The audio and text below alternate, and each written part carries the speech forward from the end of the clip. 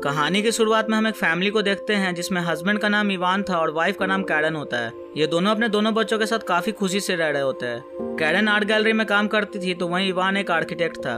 एक दिन इवान और कैरन अपने दोनों बच्चों के साथ बीच ट्रिप पर घूमने का प्लान बनाते हैं, लेकिन ऐन मौके पर इवान को आर्किटेक्ट का अर्जेंट काम आ जाता है, जिसकी वजह से वो फैमिली के साथ घूमने नहीं जा पाता है। इसलिए कैरन अकेले ही अपने दोनों बच्चों के साथ घूमने के लिए चली जाती है और इवान अपने डॉग के साथ अपने घर पर ही रह जाता है। रात को जब इवान अपने आर्किटेक्ट का जरूरी काम कर रहा होता है तभी उसके घर के बाहर बेल बजता है और जब वो दरवाजा खोलता है तो उसे वहाँ पर दो लड़कियां बारिश में भींगी हुई दिखाई देती है, जिनमें से एक का नाम बेल और दूसरी का नाम जेनेसिस था। वहीं वो इवान को बताती हैं कि हम दोनों पार्टी में जा रहे थे, लेकिन अचानक हम रास्ता भटक गए हैं और बारिश के कारण हमारे फोन्स भी काम करना बंद हो गए।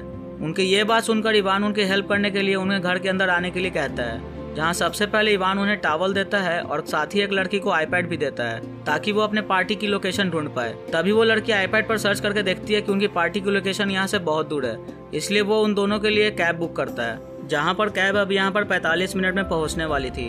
अब क्योंकि वो दोनों लड़कियां बारिश में काफी ज्यादा भीग चुकी थी, इसलिए वो इवान के घर का बाथरूम यूज करके फ्रेश होकर इवान के पास जाती है, जहाँ इवान उनके लिए कॉफी बना रहा होता है। जिसके बाद इवान उनके साथ बैठकर बातें करने लगता है। इवान उनसे पूछता है कि तुम लोग क्या काम करते हो, जिस पर वो दोनों लड़कियां बताती है कि हम दोनों एक एयर होस्टेस है और अपने यात्रियों का बहुत ज्यादा ध्यान रखती हैं। इसके बाद वो इवान के पास जाकर एयर होस्टेस का काम दिखाने लगती हैं कि कैसे वो एयर होस्टेस का काम करती है, लेकिन ऐसा करते हुए वो इवान को सेड्यूस करने लग जाती है, जिससे इवान को थोड़ा अच्छा फील नहीं होता है। इसलिए वो वहाँ से उठकर दूसरी कुर्सी पर जाकर बैठ जाता है। तभी वो अपना मोबाइल पर चेक करता है, जिससे उसे पता चलता है कि कैब के आने में अभी भी सिर्फ 20 मिनट बाकी है। इसके बाद वो दोनों लड़कियां इवान से उसकी वाइफ के बारे में पूछती हैं। इवान उन्हें बताता है कि उसकी वाइफ भी एक आर्ट गैलरी में पेंटिंग्स बनाती है। वो उन्हें अपनी वाइफ की पेंटिंग्स भी दिखाता है। ऐसे ही बातें करते करते वो दोनों इवान के बहुत ज़्यादा करीब चली जाती है।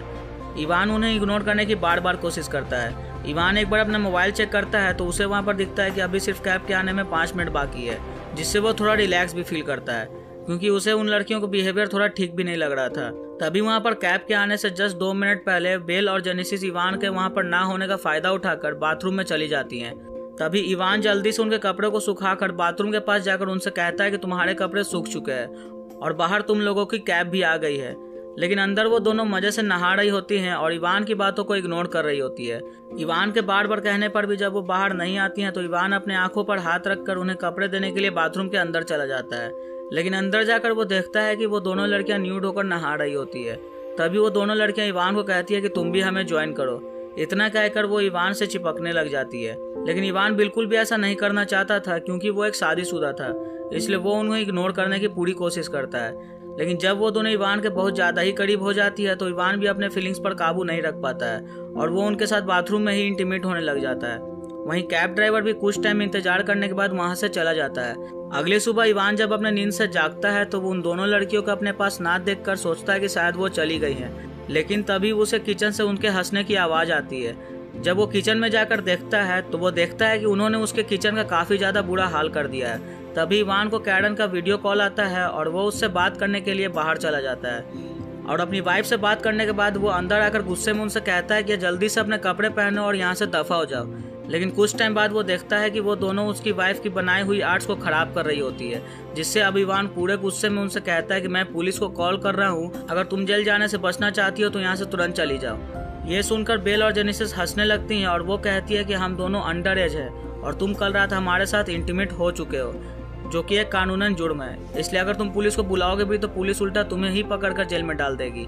ये सुनकर वो सोचता है कि कल रात उसने कितनी बड़ी गलती कर दी है। तभी दरवाजे का बेल बजता है और दरवाजा खोलने पर इवान को कैरन की एक दोस्त विवियान नजर आती है, जो वहाँ इवान से ये पूछने आए थे कि कहीं उसे किसी चीज की जरूरत तो नहीं है। इवान उसे देखकर काफी ज्यादा डर जाता है कि कहीं वो घर पर बेल और जेनेसिस को ना देख ले। उनकी बातचीत के दौरान जेनेसिस अचानक से बाहर आकर इवान के साथ चिपकने लगती है। ये देखकर विवियान को लगता है कि इवान का एक लड़की के साथ अफेयर चल रहा है, जिससे वो गुस्से में गालियां देकर वहां से चली जाती है। तभी इवान को उन पर बहुत ज़्यादा गुस्सा आता है और इसलिए अब वो सच में पुलिस को कॉल करने लगता है। ये देखकर बेल और जेनेसिस डर जाती हैं और तुरंत वहां से जाने के लिए मान जाती है, जिसके बाद इवान उन दोनों को अपनी कार में बैठाकर वहां से ले जाता है और कुछ दूर आगे जाकर उनको एक घर के सामने ले जाकर छोड़ देता है। और जैसे ही इवान अपने घर पर आता है तो देखता है कि बेल और जेनेसिस ने उसके घर का काफ़ी ज़्यादा गंदा हाल कर दिया था। इसलिए वो तुरंत ही अपने घर की साफ सफाई में लग जाता है और फिर अपना आर्किटेक्ट का काम करने के लिए बैठ जाता है। तभी उसे अपने घर में कुछ गिरने की आवाज़ सुनाई देती है और वो वहाँ पर जब जाकर देखता है तो उसे वहाँ पर अपनी फैमिली फोटो नीचे गिरी हुई दिखती है। अब जैसे ही वो अपनी फैमिली फोटो को नीचे उठाने के लिए झुकता है तभी जेनेसिस उसके सर पर फायर एक्सटिंग्विशर से हमला कर उसे मारकर बेहोश कर देती है। कुछ टाइम बाद जब इवान को होश आता है तो वो खुद को रस्सियों में बेड पर बंधा हुआ पाता है। वो जेनेसिस को चिल्लाकर बोलता है कि मेरी रस्सियाँ खोलो, लेकिन वो उसकी बातों को इग्नोर करती है और नहीं सुनती है। तभी बेल इवान की बेटी की स्कूल यूनिफॉर्म पहनकर वहाँ पर आ जाती है और वो दोनों मिलकर इवान के कपड़े को उतारने लग जाती है, जहाँ पर इवान उन्हें रोकने की बहुत ज़्यादा कोशिश भी करता है। तभी उसी समय इवान के फ़ोन पर उसकी वाइफ कैरन का वीडियो कॉल आता है, जिससे जेनेसिस इवान को कहती है कि अगर तुम बेल के साथ इंटीमेट नहीं हुए तो हम दोनों तुम्हारे कपड़े उतार कर तुम्हारी वाइफ को वीडियो कॉल कर कहेंगे कि तुम हमारे साथ मजे कर रहे हो। ये बात सुनकर इवान उसकी बातों को मान लेता है और इवान और बेल आपस में इंटीमेट होने लग जाते हैं और तभी जेनेसिस उन दोनों की रिकॉर्डिंग करने लग जाती है। थोड़ी देर बाद जब जेनेसिस कुछ खाने के लिए बाहर की तरफ जाती है तो इवान बेल के साथ इंटीमेट होते टाइम अपनी पूरी ताकत लगाकर अपने हाथ से रस्सियों को खोल लेता है और बेल को धक्का देकर नीचे गिरा देता है। इसके बाद वो जेनेसिस के पास जाता है जो कि कुछ खा रही होती है। तभी जेनेसिस उसे देख लेती है और जेनेसिस उसके इंजर्ड शोल्डर पर जोर से अटैक करके उसे फिर से बेहोश कर देती है। कुछ देर बाद जब इवान को होश आ जाता है तो वो अपने आप को एक चेयर से बंधा हुआ पाता है, जहां जेनेसिस और बेल उसके साथ एक क्विज गेम खेलना चाहती थी। तभी कुछ समय बाद कैरन के साथ काम करने वाला एक वर्कर जिसका नाम लुइस था, वो कैरन की बनाई हुई मूर्ति को लेने के लिए उसके घर आ जाता है। यह देखकर जेनेसिस और बेल इवान को एक रूम में छुपा देती है।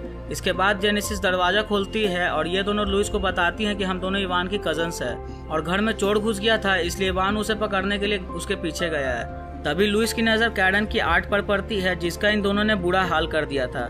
यह देखकर लुइस को उन पर शक होता है और साथ ही वो उनसे कहता है कि इवान की कोई कजन तो है ही नहीं। यहाँ पर अचानक से लुइस को इवान के चिल्लाने की आवाज़ सुनाई देती है और जब वो एक रूम में जाकर देखता है तब वो वहाँ पर देखता है कि इवान एक चेयर से बंधा हुआ है और तुरंत ही वो वहाँ पर इवान की रस्सियों को खोलने लग जाता है। वहीं बाहर में वो दोनों लड़कियां कैरन की पेंटिंग्स को तोड़ने लग जाती है, जो कि बहुत ज़्यादा महंगी थी। इसलिए लुइस इनके पास जाकर उन्हें रोकने की कोशिश करता है, लेकिन तभी उसे वहाँ पर अस्थमा का अटैक आ जाता है। वहीं लुइस का इनहेलर जेनेसिस के पास था और वो उसे इनहेलर लेने के लिए उससे कोशिश करता है और इसी बीच उसका पैर लड़खड़ाने की वजह से उसका सर जोर से कैरन की आर्ट पर जाकर टकरा जाता है, जिससे उसके सर से ब्लड निकलने लग जाता है और कुछ ही सेकंड बाद उसकी मौत हो जाती है, जिसकी मौत को देखकर जेनेसिस और बेल हंसने लग जाती है, जैसे कि उनको कोई फर्क ही नहीं पड़ा हो। उनको हंसता देखकर इवान समझ जाता है कि ये दोनों लड़कियां साइको है। इसके बाद जेनेसिस और बेल लुइस की डेड बॉडी पर आर्ट कवर अप करके उसकी बॉडी को उसके ही गाड़ी में रख देती है और वापस आकर लुइस और इवान के फोन से एक दूसरे को मैसेज करके ऐसा शो करने की कोशिश करती हैं जैसे कि कैरन और लुइस का एक दूसरे के साथ अफेयर चल रहा हो और इवान को उन दोनों के प्यार के बारे में पता चल गया हो, जिससे इवान ने वो गुस्से में लुइस का मर्डर कर दिया था। और इतना करने के बाद ही वो दोनों इवान को दफनाने के लिए घर के बाहर बैकयार्ड में एक बड़ा सा गड्ढा भी खोद देती है। वहीं कुर्सी से बंधा हुआ इवान किसी तरीके से आईपैड पर अपनी वाइफ कैरन को कॉल लगाने की ट्राई करता है, लेकिन तभी जेनेसिस बेल के साथ वहां पर आकर उससे आईपैड छीन लेती है और उस पर बहुत ज्यादा गुस्सा करती है, जिसके बाद ये दोनों ही इवान के घर को पूरी तरीके से खराब कर देती है और इवान का बाल काट कर उससे छोटा कर देती है। तभी उसी रूम में जेनेसिस को इवान की छुपाई हुई गन मिलती है, जिसके बाद वो बेल को इवान के हाथ पैर खोलने के लिए कहती है, जिसके बाद वो इवान को कहती है कि अब हम तुम्हारे साथ हाइड एंड सीक खेलेंगे, जिसमें अगर तुम पकड़े गए तो तुम मार दिए जाओगे। यह सुनकर इवान तुरंत छुपने के लिए चला जाता है और वहीं जेनेसिस और बेल उसे ढूंढने लग जाते हैं। तभी इवान उनसे छुपने के लिए बाहर की तरफ भागने लगता है, लेकिन जेनेसिस उसके पास जाकर उसे ढूंढ लेती है। तभी वो जोर जोर से चिल्लाकर मदद मांगने की कोशिश भी करता है, लेकिन जेनेसिस उसे गन पॉइंट पर चुप करवा देती है। यहाँ से सीन शिफ्ट होता है और हम देखते हैं कि ये दोनों लड़कियां इवान को उस गड्ढे के पास ले जाकर उसे वहाँ पर दफना देती हैं, लेकिन वो इवान के सर को उस जमीन से बाहर रखती है। वो इवान को बताती है कि हम तुम्हें मारना नहीं चाहते थे, हम तो सिर्फ तुम्हारे साथ मजे करने के लिए तुम्हारे यहाँ रुके थे और हमें तुम्हें टॉर्चर करने में बहुत ही ज़्यादा मज़ा आ रहा था। इसके बाद बेल इवान को उसके फ़ोन में एक वीडियो दिखाती है, जिसमें वो इवान की बेटी की स्कूल यूनिफॉर्म पहनकर उसके साथ इंटीमेट हो रही थी, जहाँ पर इस वीडियो को जेनेसिस ने रिकॉर्ड किया था। और अब इस वीडियो को बेल इवान के फेसबुक प्रोफाइल पर अपलोड करके उस पर लिखती है कि हैप्पी फादर्स डे, ताकि सबको लगे कि इस वीडियो को इवान ने अपलोड किया है। और तभी वो इवान को कहती हैं कि अब हमें एक नया शिकार करने जाना होगा और वो वहाँ से चली जाती है। वहीं इवान काफ़ी मुश्किल से अपना हाथ बाहर निकाल कर उस वीडियो को डिलीट करने की कोशिश करता है, लेकिन गलती से उसे डिलीट की जगह अपलोड प्रेस हो जाता है, जहाँ पर कुछ घंटों के बाद कैरन अपने बच्चों के साथ घर आ जाती है और घर आकर उसे सब कुछ तहस नहस हुआ है, जिससे वो कुछ समझ नहीं पाती है और वो सोचती है कि इवान ने अपने दोस्तों के साथ यहाँ पर पार्टी किया होगा। और इसी के साथ ये मूवी यहाँ पर खत्म हो जाती है। तो दोस्तों, अगर आपको ये मूवी का एक्सप्लेनेशन पसंद आया तो अपने इस चैनल इनसाइट एक्सप्लेन हिंदी को सब्सक्राइब कर ले। और अगर आपको ये वीडियो पसंद आया तो प्लीज इस वीडियो को लाइक कर दे, शेयर कर दे और सब्सक्राइब करना बिल्कुल भी नहीं भूले। Thank you.